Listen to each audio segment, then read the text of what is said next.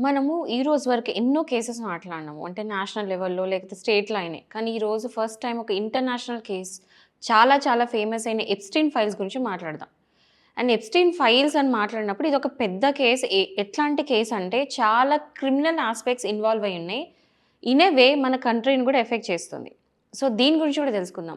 So ఈ Epstein files ఏంటి అని తెలుసుకునే కంటే ముందు అసలు ఎప్‌స్టీన్ ఫైల్స్ ఎవరి గురించి అంటే జెఫ్రీ ఎప్‌స్టీన్ గురించి ఫస్ట్ తెలుసుకుందాం. అసలు వీడెవడు? ఎక్కడి నుంచి వచ్చిండు? ఏం చేసిండు? ఎక్కడ స్టోరీ ఎండ్ అయిందని చెప్పేసి.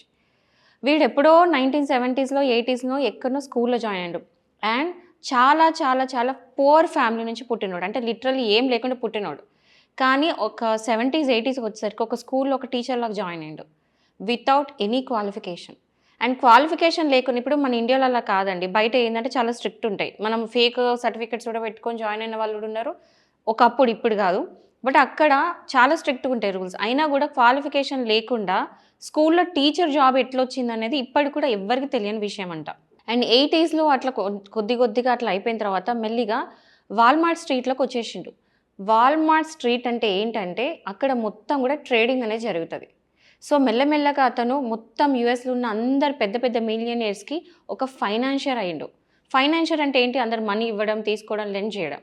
సో, ఇతని హిస్టరీ లోపలికెళ్తే ఏందంటే, అతని హిస్టరీలో చూస్తే ఇప్పటివరకు వచ్చిన ఫ్యాక్ట్స్ బట్టి ఏంటంటే, అతను బిగినింగ్ నుంచి గూడా ఫస్ట్ నుండి గూడా అంటే స్కూల్‌లో ఉన్నప్పుడు గూడా తన ఏజ్ గ్రూప్ కాకుండా తనకంటే చాలా అంటే చాలా తక్కువ ఏజ్ ఉన్న అమ్మాయిల మీద అతనికి ఎక్కువ ఇష్టం ఉండేదని జెప్పేసి ఒక బుక్‌లో గూడా రాసిండు. సో, అప్పటినుంచే గూడా అతనికి ఒక వ్యాధిలాగా అంటే ఒక రకమైన సైకోపాత్ చిన్నప్పటి నుంచి ఒక పీడియోఫైల్ అనమాట. పీడియోఫైల్ అంటే ఏంటో అందరికి తెలుసు.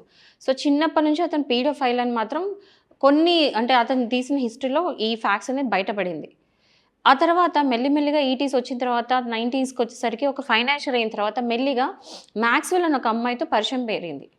మాక్స్‌వెల్ అని ఒక అమ్మాయి ఏంటంటే ఆమె గూడా చాలా రిచ్. వాళ్ళ నాన్న వచ్చేసి ఆయన పేరు రాబర్ట్ మాక్స్‌వెల్. వాళ్ళ ఫాదర్ గూడా ఇక్కడ మాక్స్‌వెల్ ఫాదర్ గూడా చాలా అంటే చాలా ఒక ఇల్లీగల్ యాక్టివిటీస్‌లో ఇన్వాల్వ్ అయినాడు. అండ్ వాళ్ళ ఫాదర్ ఎక్స్‌పీరియన్స్‌తోని ఈ మాక్స్‌వెల్ అనే అమ్మాయి గూడా చాలా ఈవిల్ పనులన్నీ చేసింది. అంటే తనకు తెలుసు.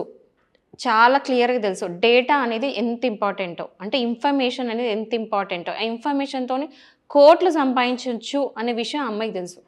అండ్ వీళ్ళిద్దరు క్లోజ్ అయిన తర్వాత ఒక ఇంకో ఈవిల్ కలిస్తే ఏమైతదనే దానికి ఇదొక ప్రైమరీ ఎగ్జాంపుల్ అని చెప్పుకోవచ్చు. సో, ఆ అమ్మాయి ఎట్లా అంటే జెఫ్రీకి అతను main girlfriend. Side chicks అని పక్క పెడితే ఈ అమ్మాయి వచ్చేసి మెయిన్ గర్ల్ ఫ్రెండ్ అండ్ 90స్‌కొచ్చేసరికి they started living together where ఆ అమ్మాయి చాలామంది వేరే అమ్మాయిలని వేరే రకంగా ఇన్వాల్వ్ చేసి, మ్యానిపులేట్ చేసి, కొంతమందిని ఫోర్స్ చేసి, కొంతమందిని బ్లాక్‌మెయిల్ చేసి, కొంతమందిని డబ్బులకి ఆశపెట్టి తను తీసుకొచ్చేది జెఫ్రీ దగ్గరికి. అండ్ తర్వాత ఒక్కసారి ఒక పేరుతోని తీసుకొచ్చిన తర్వాత లేటర్ ఆన్ ఆ అమ్మాయిలని కావాలని బ్లాక్‌మెయిల్ చేసి, ఆ అమ్మాయిలతోని ఇంకో వేరే అమ్మాయిలను కూడా తీసుకురొచ్చేటట్టు చేసింది. ఒక పిరమిడ్, ఒక చైన్ సిస్టమ్ లాగా. అట్లా చాలామంది అమ్మాయిలు ఇందులో ఇన్వాల్వ్ అయిపోయినారు. లిటరల్లీ 1990స్ నుంచి 2000 వరకు ఎంతోమంది అమ్మాయిలు జెఫ్రీకి బలైన వాళ్ళే. అండ్ అందరూ గూడా most of the times under age అమ్మాయిలు. అండ్ తర్వాత టీన్స్ ఎవరైతే జస్ట్ లిటరల్లీ ఇంటర్ ఆ ఏజ్ ఉన్న అమ్మాయిలకి ఈజీగా ట్రాప్ అయ్యేవాళ్ళు. వాళ్ళకి రకరకాలుగా లూర్ చేసి, ఏదో చేసి తీసుకొచ్చేవాళ్ళు. 1990స్‌లో ఒక అమ్మాయి ఇతనికి బలైన అమ్మాయి యాక్చువల్లీ వచ్చి కేస్ పెట్టింది. కానీ ఆ అమ్మాయి చెప్పిందంతా అబద్ధం అని చెప్పేసి, ఆ అమ్మాయిని మొత్తానికి డబ్బులతోని అక్కడున్న డిపార్ట్‌మెంట్ అంది కొనేసి, ఆ అమ్మాయిని మొత్తం సర్ప్రైజ్ చేసినారు. బట్ ఈ విషయాలన్నీ ఎప్పుడు బయటకొచ్చినాయి అంటే 2005లో అంటే 2002లో కూడా చాలా అంటే యాక్చువల్లీ ఏం జరుగుతుందంటే బయట అందరికీ తెలుస్తుంది. ఈ పర్సన్ అనేవాడు అంటే ఒక ఈవెన్ కాస్మోపాలిటన్ అనే ఒక మ్యాగజైన్‌లో జెఫ్రీ అనే ఒక పర్సన్ ఉన్నాడు అని తెలుసు. మిస్టరీ మ్యాన్ అని చెప్పిండు. మిస్టరీ మిలియనీర్ అని చెప్తున్నారు. డబ్బులు ఎట్లా వస్తున్నాయని మాత్రం ఎవరికీ తెలీదు. ఇప్పటికీ ఎవరికీ తెలీదు. బట్ ఈ 2005లో ఒక అమ్మాయి అంటే ఒక పామ్ బీచ్ అని ఒక బీచ్‌లో లిటరల్ అక్కడున్న పోలీస్ డిపార్ట్‌మెంట్ మొత్తం కొనేసిండు. అంటే ఆ పామ్ బీచ్‌లో అతన్ని నడిపించుకోవాలి అనుకున్న యాక్టివిటీస్ అన్నిటిని కవర్ చేయడానికి ఒక పోలీస్ డిపార్ట్‌మెంట్‌నే లిటరల్లీ కొనేసిండు. బట్ 2005లో ఒక అమ్మాయి ఒక 14 ఇయర్స్ ఓల్డ్ అమ్మాయి కంప్లెయింట్ చేసింది. పోలీస్ స్టేషన్‌లో వాళ్ళ పేరెంట్స్‌తోనెళ్లి కంప్లెయింట్ చేసినప్పుడు ఇది కేస్ అనేది ఫైల్ అయింది. అండ్ 2006లో ఫైల్ అయిన తర్వాత లిటరల్లీ అంటే థాంక్ గాడ్ కొంతమందైనా జెన్యూన్ పోలీస్ వాళ్ళు ఉంటారు గదా! సో, వాళ్ళు ఎప్పుడైతే ఈ డిటెక్షన్ స్టార్ట్ చేసిండ్రో, ఇన్వెస్టిగేషన్ స్టార్ట్ చేసినారో అప్పుడు చాలా ఫ్యాక్ట్స్ బయటకొచ్చినాయి. 2016 నుంచి 9 వరకు చాలా చాలా అతను చేసిన అన్ని యాక్టివిటీస్ కూడా బయటకొచ్చినాయి. బయటకొచ్చిన తర్వాత అన్నీ బయటకొచ్చినాయి గానీ వితౌట్ ప్రూఫ్. అండ్ కొంతమంది పోలీస్ డిపార్ట్‌మెంట్ మొత్తం ఆరా తీస్తే తెలిసిందంటే నాట్ జస్ట్ ఇద్దరు అమ్మాయిలు. ఎంతోమంది అమ్మాయిలు ఇందులో బలైనారు. అంటే చాలా విక్టిమ్స్ ఉన్నారు. అండ్ చాలామంది ట్రామటైజ్ అయిండ్రు అని చెప్పేసి ఈ డిటెక్టివ్ వాళ్ళు మొత్తం కనిపెట్టి 2009లో ఒక రిపోర్ట్ తీసిండ్రు. And you know what the wondering part is 1980స్‌లో అతనికి ఫస్ట్ టైమ్ ట్రంప్ కలిసిండు. ట్రంప్ కలిసినప్పుడు అతని బెస్ట్ ఫ్రెండ్. అండ్ ట్రంప్ అనేది అప్పటికి లోకంకి ఎవరు తెలియదు. We know that is a millionaire. అప్పటికి చాలా రిచ్. కానీ వరల్డ్‌కి అట్‌లీస్ట్ యూఎస్‌లో తెలిసుంటది కావచ్చు కానీ వరల్డ్‌కి మాత్రం ట్రంప్ అనేవాడు తెలీదు 80s వరకు. బట్ 80స్‌లో they were very very good friends.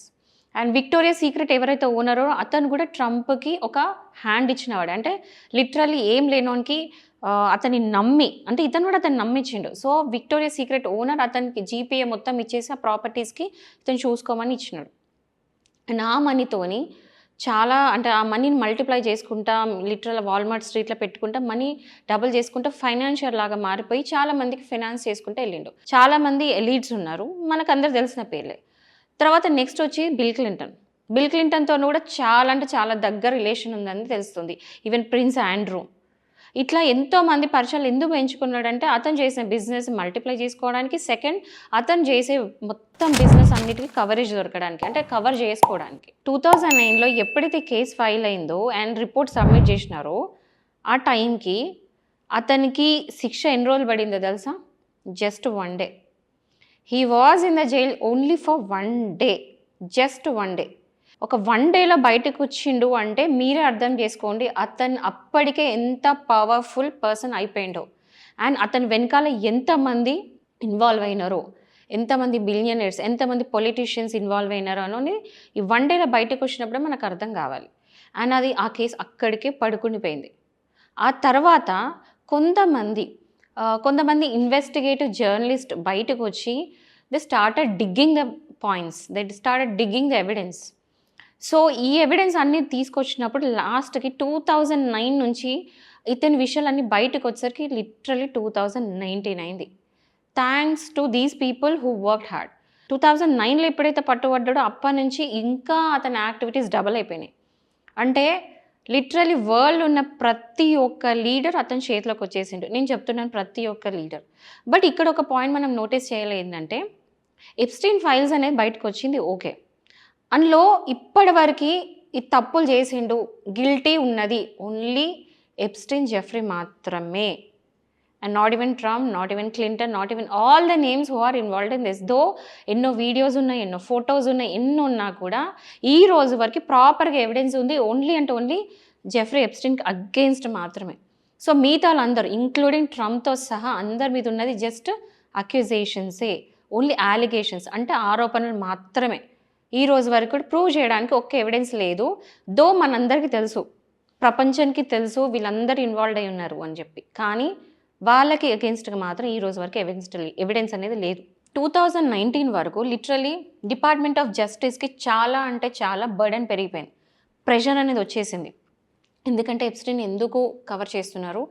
ఎప్‌స్టీన్‌ని చేసిన యాక్టివిటీస్ అన్నీ కూడా బయట ఎందుకు పెడతలేరు అని చెప్పేసి ఈవెన్ యూఎస్ కాంగ్రెస్ మీద కూడా, యూఎస్ కాంగ్రెస్ అనేది పార్టీ, అక్కడ ఇప్పుడున్న పార్టీ మీద కూడా చాలా ప్రెషర్ పెరిగింది. అప్పుడు కొన్నిసార్లు అనుకుంటూ ఉంటాం కదండీ, అంటే ఎప్పుడైనా ఎవరైనా బలి చేయాలంటే మెయిన్ పర్సన్‌ని బలి చేస్తాము అండ్ పొలిటీషియన్స్ అందరూ వెనకాలుండి సపోర్ట్ చేస్తుంటారు. అది అందరికి ఓపెన్ సీక్రెట్.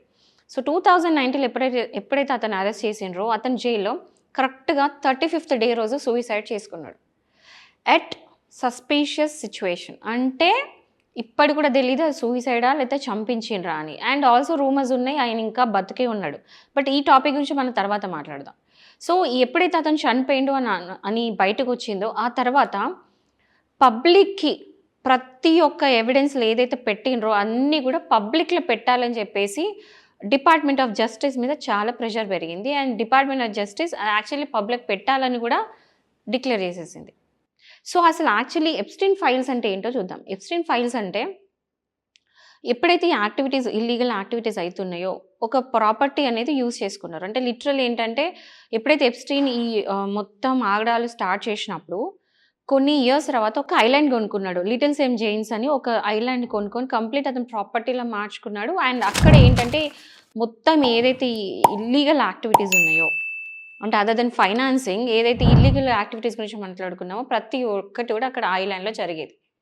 సో, ఈ ఐలాండ్ గూడా ఆల్‌మోస్ట్ అంటే ఐలాండ్‌లో జరిగిన ప్రతి ఒక్క యాక్టివిటీ కూడా ఈ ఎప్‌స్టీన్ ఫైల్స్‌లో ఉంటది. అంటే ఇక్కడ జనరల్ ఏంటంటే అక్కడ ఏం చేసేవాళ్ళంటే ఈ మాక్స్‌వెల్ అండ్ ఎప్‌స్టీన్ వాళ్ళు ఏం చేసేటోళ్ళంటే ఎవరినైతే ఇప్పుడు పెద్ద పెద్ద ఎలీట్స్ ఉన్నారో, లేకపోతే సెలబ్రిటీస్ ఉన్నారో, లేకపోతే హాలీవుడ్ యాక్టర్స్ ఉన్నారో, మిలియనీర్స్ ఉన్నారో, ఎవరైతే ఇంట్రెస్టెడ్ ఉన్నారో వాళ్ళందరికీ మెయిల్స్ పెట్టేవాళ్ళు.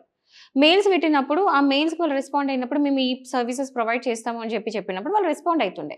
సో, ఆ ఈమెయిల్స్ ఏదైతే చైన్ ఉంటదో, ఆ చైన్ అండ్ వీడియోసు, ఫోటోసు లేకపోతే ఏదైనా పార్టీ ఇన్విటేషన్స్ ఉంటాయి కదా! పార్టీ ఇన్విటేషన్స్ ఇంకోటి ఏదైతే ఫ్లైట్ టికెట్స్ ఉంటాయి.